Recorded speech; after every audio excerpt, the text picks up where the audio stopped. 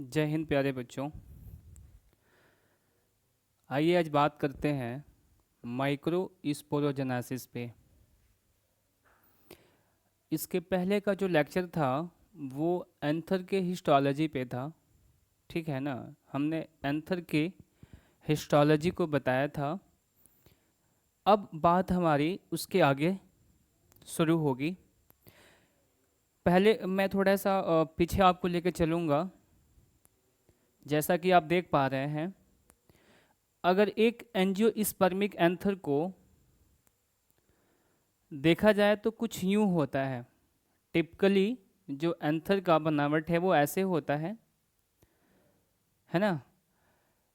Anther का ये filament जो जाके नीचे थैलामस से अटैच होगा, और फिलामेंट और एंथर लोब जहाँ अटैच होते हैं उसको कनेक्टिव कहते हैं। और यहाँ पे ये एंथर लोब्स आपको दिखाई पड़ रहे हैं 1 2 3 एंड 4, दो फ्रंट वाले और दो इसके पीछे वाले बैक वाले, है ना। एंथर को अगर ट्रांसवर्सली कट के आप देखें तो एंथर के अंदर का कुछ ऐसा स्ट्रक्चर आपको दिखाई पड़ेगा जिसमें इसके चारों लोब 1 2 3 एंड 4 चारों लोब आपको दिखाई पड़ रहे हैं। अब इस एंथर के हिस्टोलॉजी की बात करें तो मैं पहले लेक्चर में बताया था आपको कि जो आउटर मोस्ट लेयर होती है उसको एपिडर्मिस कहते हैं। एपिडर्मिस के जस्ट नीचे एंडोथीसियम, एंडोथीसियम के जस्ट नीचे मिडिल लेयर, और मिडिल लेयर के नीचे इंपॉर्टेंट टैपिटम्स सेल की लेयर होती हैं, ठीक है ना। टैपिटम के बारे में हमने अच्छे से बताया है अपने पहले लेक्चर में। और टैपिटम के नीचे इंपॉर्टेंट टिश्यूज होते हैं। उन टिश्यूज को स्पोरोजिनस टिश्यूज कहते हैं। और उन टिश्यूज में जो सेल्स होती हैं वो स्पोर को बनाती हैं, वो स्पोर को जन्म देती हैं। इस कारण उन सेल्स को माइक्रोस्पोर मदर सेल कहते हैं। मदर की संज्ञा दी जाती है क्योंकि ये स्पोर को जन्म देते हैं, ठीक है। और ये स्टोमियम, ठीक है ना। स्टोमियम यहाँ पे देख रहा है, स्टोमियम यहाँ पे ये वाला पार्ट स्टोमियम कहलाता है। जब एंथर मैच्योर होगा तो एंथर यहीं से फटेगा और यहाँ से माइक्रोस्पोर बाहर निकलेंगे, ठीक है ना। ये बात पहले की हो गई। अब आगे बढ़ते हैं बेटा। देखिए ये सेल है माइक्रोस्पोर मदर सेल। यहाँ की सेल 2n होती हैं और यहाँ की सेल में मियोसिस होगा, रिडक्शनल डिवीजन होगा। मियोसिस का मतलब ऐसा डिवीजन जिसमें डिवीजन के पश्चात नंबर्स ऑफ क्रोमोसोम हाफ हो जाते हैं। जैसे यहाँ पे नंबर्स ऑफ क्रोमोसोम क्या है, मल्टीप्लाइड डबल के फॉर्म में होते हैं, जोड़े के फॉर्म में होते हैं। जब आरडी होगा तो यहाँ पे नंबर्स ऑफ क्रोमोसोम हाफ हो जाते हैं, ठीक है। हाँ, तो माइक्रोस्पोर मदर सेल में जब मियोसिस होगा, आरडी होगा, तो माइक्रोस्पोर टेट्राड बनते हैं।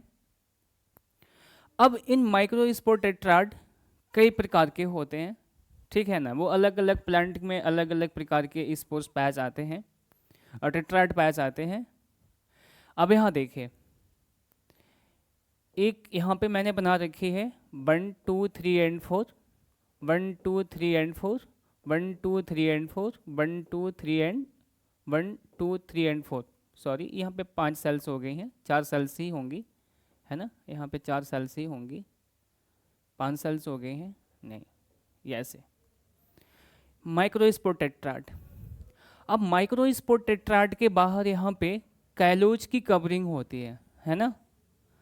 अब कैलोज की कवरिंग को थोड़ा इंपॉर्टेंट है, समझिएगा। यहाँ पे कैलोज की जो कवरिंग होती है ना, जिसमें टेट्राड बंधे होते हैं, कैलोज की कवरिंग टूटती है तब जाके यहाँ से माइक्रोस्पोर बाहर निकलते हैं, ठीक है। अब कैलोज की कवरिंग को तोड़ता कौन है, मैंने आपको पीछे बताया था, टैपिटम की सेल। जो यहाँ पे टैपिटम की सेल है ना, वे कैलेज नामक एंजाइम को बनाती हैं। और कैलेज नामक जो एंजाइम है ना, वे कैलोज के कवरिंग को तोड़ देती है, जिससे ये चारों जो माइक्रोस्पोर हैं वो बाहर निकल जाते हैं। अब यहाँ पे हमने बाहर निकला हुआ एक माइक्रोस्पोर को बनाया है ना। अब देखिए थोड़ा सा इसके बनावट की बात कर लें तो जो बाहर रेड कलर में दिखाई पड़ रही है लेयर उसको एक्साइन कहते हैं, और एक्साइन बनी होती है स्पोरोपोलानिन की, ठीक है ना। और उसके जस्ट नीचे इंटाइन होती है, इंटाइन बनी होती है सेलुलोज प्लस पैक्टीन का, सेलुलोज प्लस पैक्टीन का, ध्यान रखिएगा इस चीज़ को। और ये माइक्रोस्पोर का न्यूक्लियस, माइक्रोस्पोर में बैक्यूल्स जिसको रिक्तिका कहते हैं हम, और यहाँ इंपॉर्टेंट देखिए जर्म पोर्स, ठीक है ना, जर्म पोर। अब जर्म पोर पे ध्यान देना होगा आपको। जैसे मैंने कहा एक साइन की जो लेयर होगी ना वो स्पोरोपोलानिन की बनी होगी, लेकिन जहाँ जहाँ पे जर्म पोर होता है ना वहाँ पे स्पोरोपोलानिन नहीं पाया जाता है ना। इसीलिए जब पॉलन ग्रेन मतलब माइक्रोस्पोर जर्मिनेट होगा तो पॉलन ट्यूब यहीं से निकलेगी, ठीक है ना। अच्छा, यहाँ तक की बात हो गई। अब देखिए इस माइक्रोस्पोर में क्या होगा, एबनॉर्मल माइटोसिस होगा, अनियमित समसूत्री कोशिका विभाजन, जिससे क्या होगा कि इसका एक न्यूक्लियस दो भागों में डिवाइड हो जाएगा। एक का नाम होगा ट्यूब न्यूक्लियस और दूसरे का नाम होगा जनरेटिव न्यूक्लियस, ठीक है ना। यहाँ पे अनियमित समसूत्री कोशिका विभाजन इसलिए कह रहा हूँ मैं क्योंकि यहाँ पे एक न्यूक्लियस है और यहाँ पे माइटोसिस हुआ है, दो न्यूक्लियस बने हैं, तो इसको अनियमित एबनॉर्मल इसलिए है क्योंकि बना हुआ दोनों न्यूक्लियस एबनॉर्मल है, मतलब एक छोटा और एक बड़ा है। ऐसे होता नहीं है, जब सेल्स में ना माइटोसिस होता है तो एक सेल से दो सेल बनती है और दोनों सेल इक्वल होती हैं, बट यहाँ पे ऐसा नहीं होता। यहाँ पे देखो एक न्यूक्लियस छोटा और एक बड़ा, तो इसलिए हम यहाँ पे एबनॉर्मल माइटोसिस इसको कह रहे हैं, ठीक है ना। अब जो ट्यूब न्यूक्लियस है वो छोटा है, जो जनरेटिव न्यूक्लियस है वो बड़ा है, लेंथ के समान है ना। अच्छा, अब देखिएगा, अब जो जनरेटिव न्यूक्लियस है आगे चल के क्रियाशील बना रहेगा, फंक्शनल बना रहेगा, और जो ट्यूब न्यूक्लियस है वो डिजनरेट हो जाएगा, वो छोटा होते होते ख़त्म हो जाएगा, क्योंकि इनका ना फर्टिलाइजेशन में कोई रोल है नहीं। रोल किसका है, जनरेटिव न्यूक्लियस का, ठीक है ना। अब आगे देखिए, यहाँ पे जो ट्यूब न्यूक्लियस है देखिए यहाँ पे डिजनरेट हो रहा है, और जनरेटिव न्यूक्लियस फंक्शनल होके साइज में थोड़ा बड़ा हो गया है, और आगे आगे जा कर के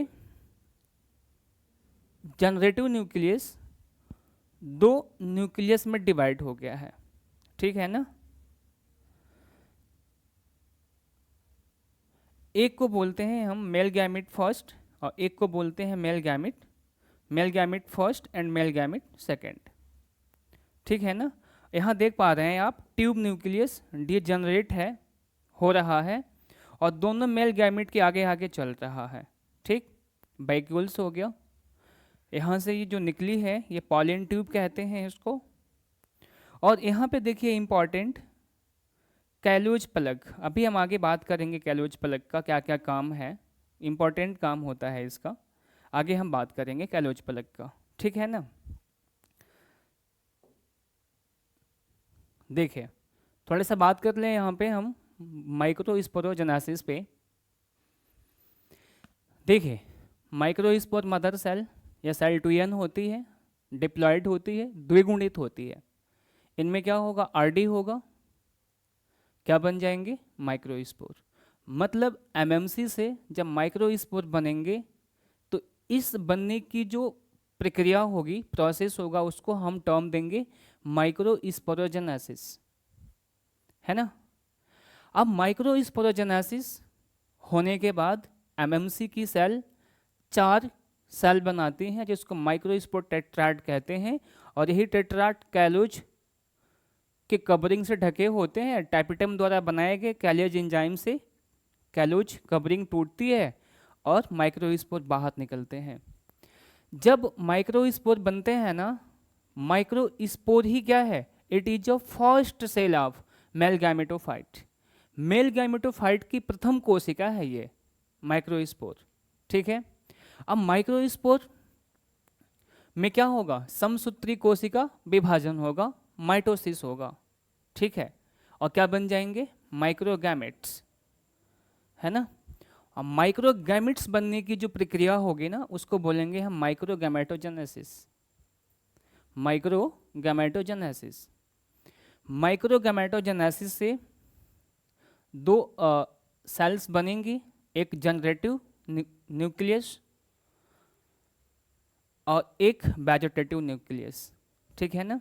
generative nucleus bigger in size and lens like होता है, और वेजिटेटिव न्यूक्लियस साइज में छोटा होता है, जो बाद में जाकर के डिजनरेट हो जाता है। और जनरेटिव न्यूक्लियस क्या होता है, फंक्शनल रहते हुए दो मेल गैमेट का फॉर्मेशन करता है। अब यहाँ देखिए, माइक्रोस्पोर में जनरेटिव न्यूक्लियस और वेजिटेटिव न्यूक्लियस, दो न्यूक्लियस बन गए ना आफ्टर माइटोसिस। अब इस स्टेज में जब माइक्रोस्पोर में दो न्यूक्लियस बन जाएंगे, तो इस स्टेज में क्या होगा, ये एंथर का स्टोमियम, यहाँ देखिए एंथर का जो ये स्टोमियम है, मतलब आप यूँ समझो ना कि माइक्रोस्पोर में ना जब दो न्यूक्लियस बन जाएंगे, जनरेटिव न्यूक्लियस और वेजिटेटिव न्यूक्लियस, तो एंथर जो है परिपक्व हो जाएगा, है ना। और जब परिपक्व होएगा, मैच्योर हो जाएगा, तो स्टोमियम के पास इसकी वाल क्या हो जाती है, रैप्चर्ड हो जाती है, और यहाँ से बाहर निकलते हैं, ठीक है ना। वही यहाँ मैं लिख रखा हूँ, microspore release from pollen sac at this stage and land on stigma. इसी स्टेज में जो माइक्रोस्पोर होगा पॉलन सैक से निकलेगा और जाके पुष्प के वर्तिकाग्र पे लैंड करेगा, ठीक है ना। हाँ, और इस स्टेज में ना, मतलब 60% पौधों में इसी स्टेज में माइक्रोस्पोर निकलते हैं पॉलन सैक से। हाँ, कुछ ऐसे प्लांट भी हैं लगभग 40% के आसपास, है ना, जिनके माइक्रोस्पोर 3 सेल स्टेज में निकलते हैं पॉलन सैक से और जाके लैंड करते हैं स्टिग्मा पे।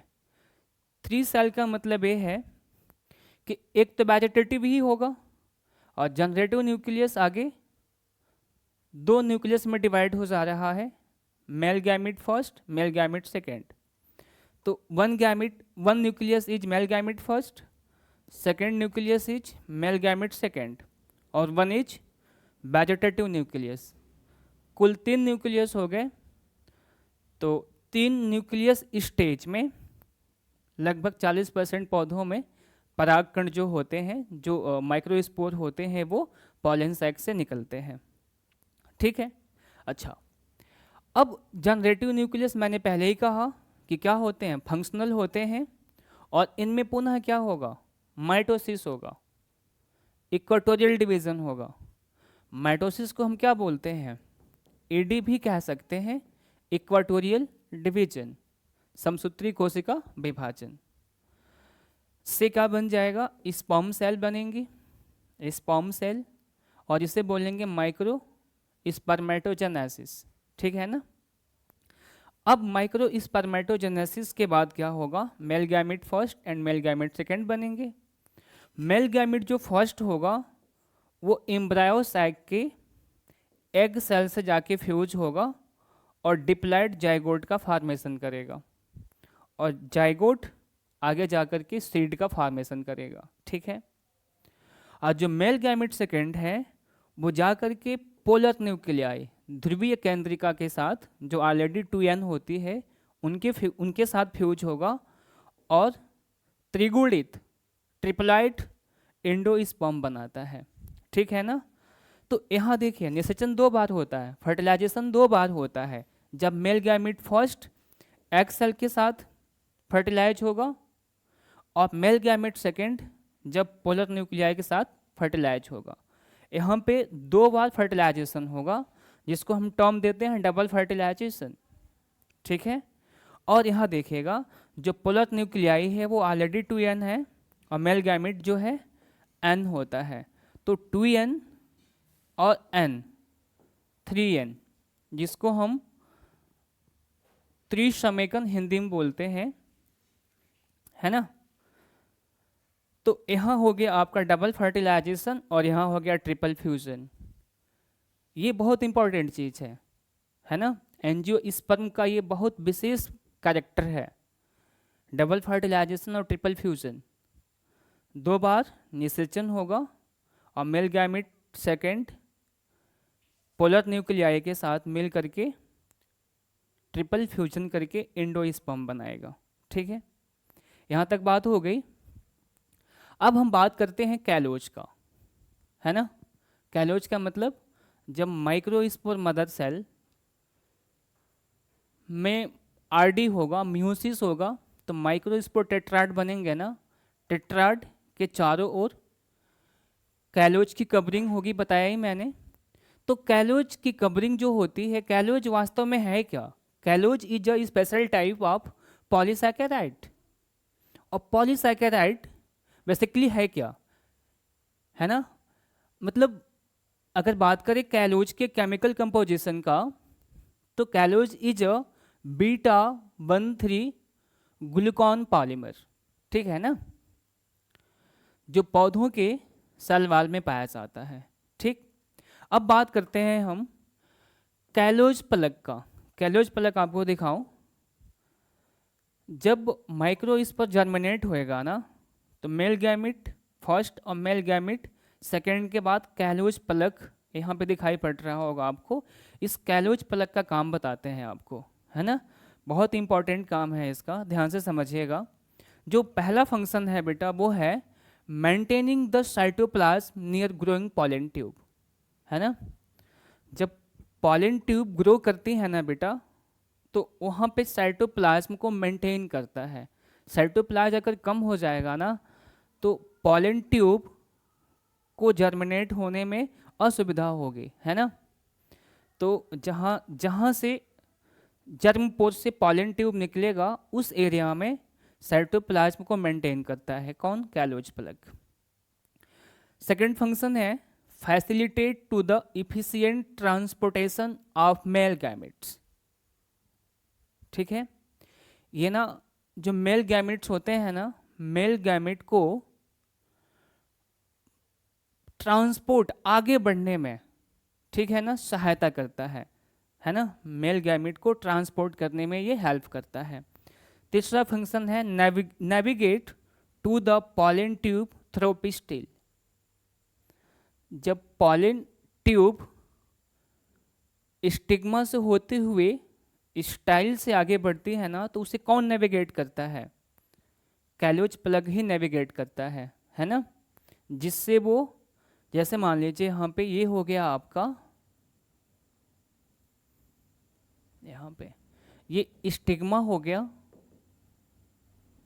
और ये स्टाइल, और यहाँ पे एम्ब्रायोसाइक होगा 3 सेल, और यहाँ पे पोलर न्यूक्लियाई।